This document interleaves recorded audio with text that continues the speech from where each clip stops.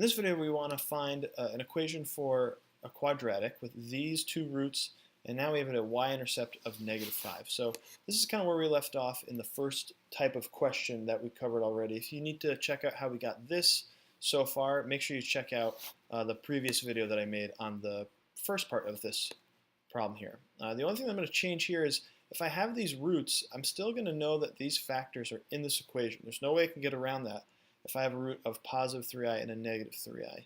The only way that I'm going to end up changing my y-intercept and moving this quadratic up and down or changing where it crosses the y-axis is not going to be moving the roots at all. I'm just going to have to be changing how this thing opens and if it's narrower or wider. Basically what I'm saying here is I'm going to be playing with the a value. So that's kind of the goal of this problem here is I'm trying to figure out what kind of an a value will shift or rather change, stretch, or shrink the concavity or the opening of this parabola to force a different y-intercept.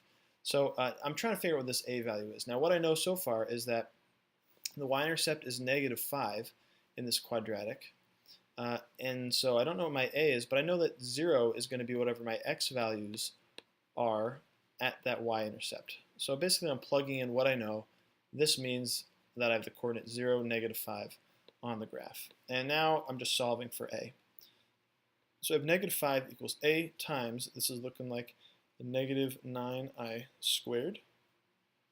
And if we substitute in that I squared for -1, I get -5 equals a times -9 times -1, or -5 equals positive 9a. Divide both sides by our 9, and we're getting a is equal to -5/9. So our final equation for this then is going to be, in factored form, y equals -5/9 x minus 3i times x plus 3i. That's my factored form. If I wanted to put this thing in standard form, I've got y equals -5/9 times, and I remember from the last video, this comes out to be x squared plus 9. And if I push this through, let's see here, scroll down a little bit. If I push this -5/9 through, I will get y equals -5/9 x squared minus 5. And what do you know? There's our c value. There is our y-intercept of -5.